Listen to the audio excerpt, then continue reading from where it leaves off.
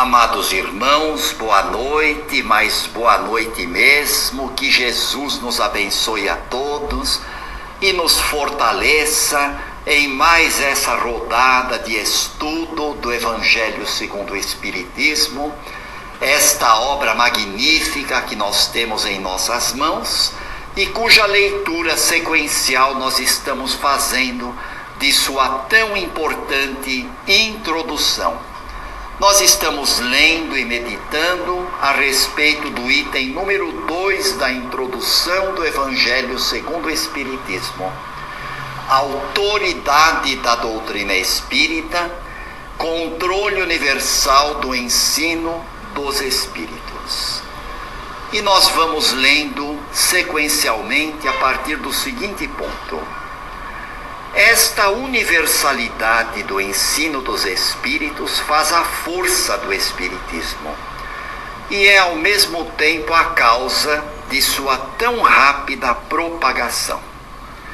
Enquanto a voz de um só homem, mesmo com o auxílio da imprensa, necessitaria de séculos para chegar aos ouvidos de todos, eis que milhares de vozes se fazem ouvir simultaneamente em todos os pontos da terra para proclamar os mesmos princípios e os transmitir aos mais ignorantes e aos mais sábios, a fim de que ninguém seja desertado.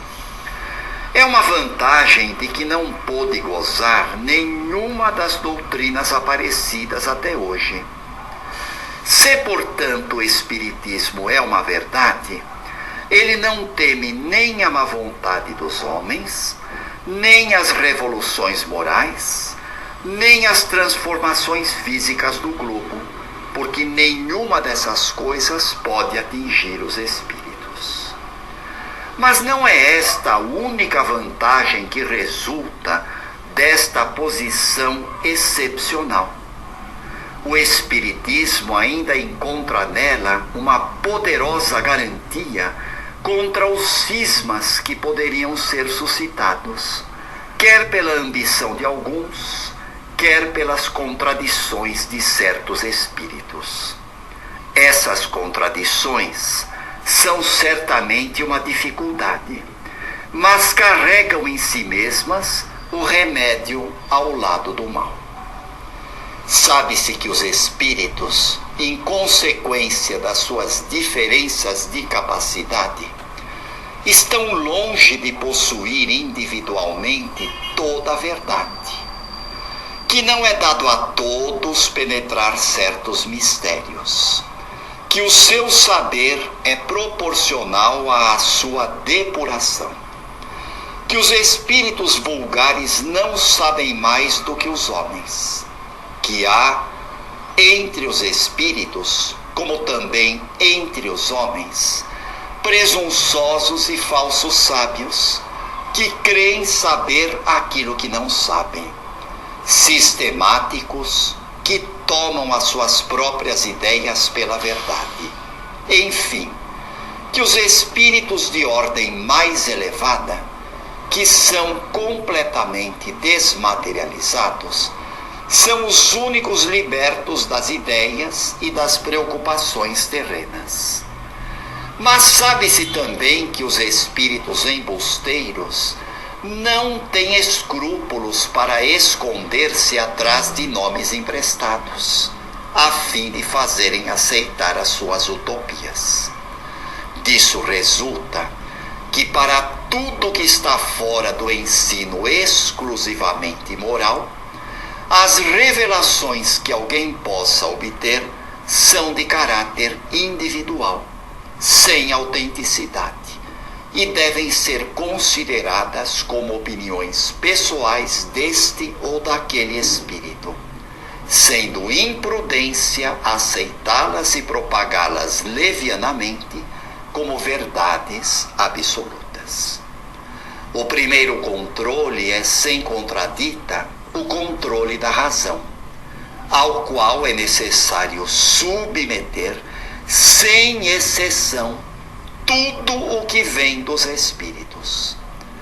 toda teoria em contradição manifesta com o bom senso, como uma lógica rigorosa e em contradição com os dados positivos que possuímos, por mais respeitável que seja o nome que a assina, se essa teoria estiver em contradição com a lógica e com o bom senso, ela deve ser rejeitada. Mas esse controle é incompleto para muitos casos, em virtude da insuficiência de conhecimentos de certas pessoas e da tendência de muitos de tomarem seu próprio juízo por único árbitro de verdade.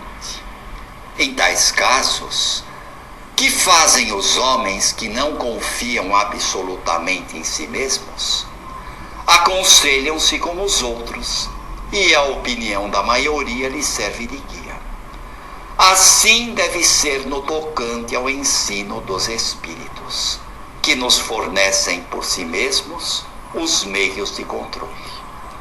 A concordância no ensino dos Espíritos é, portanto, o seu melhor controle, mas é ainda necessário que ela se verifique em certas condições.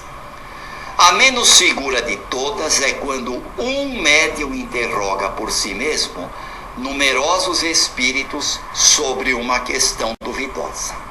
É claro que, se ele está sob o império de uma obsessão, ou se tem relações com espírito embusteiros, este espírito embusteiro pode dizer-lhe a mesma coisa sob nomes diferentes.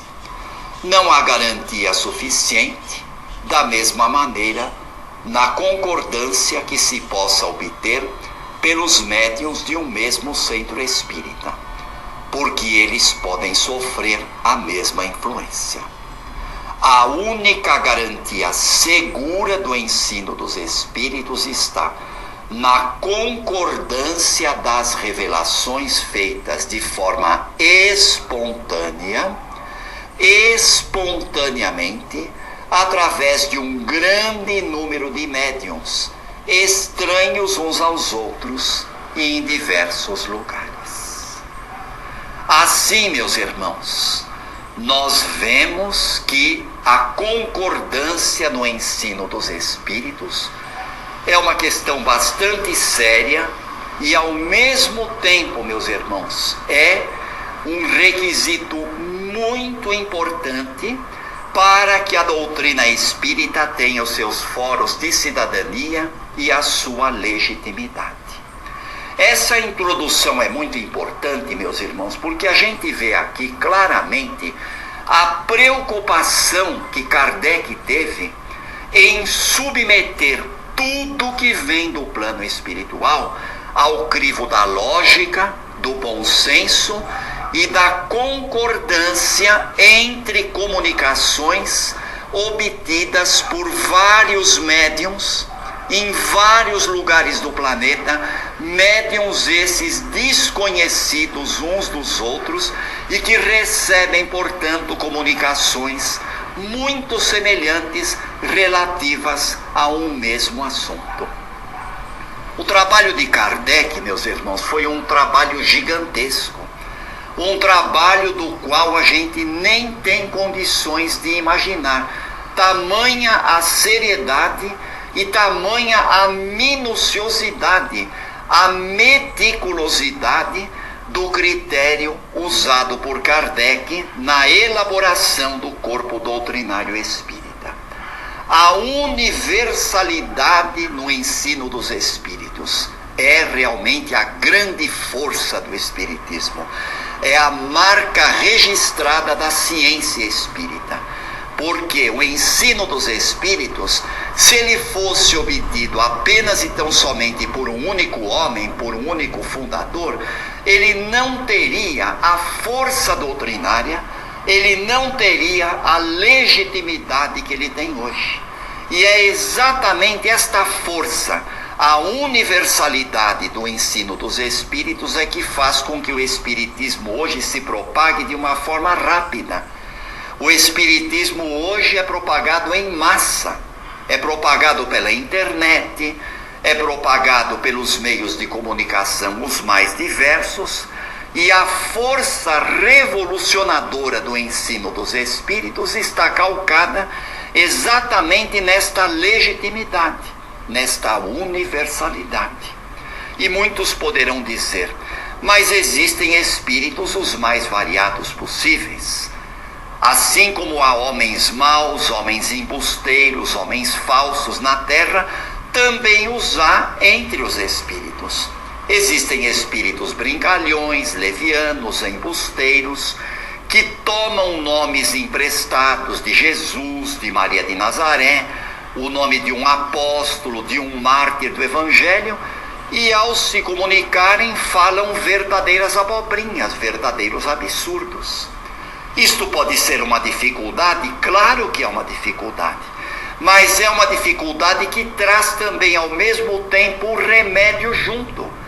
Porque se nós utilizarmos o discernimento que Kardec pediu para que a gente utilizasse, nós vamos perceber que existem espíritos fraudadores, assim como há homens também de mau caráter, de má fé, que fraudam nas mais variadas atividades do mundo.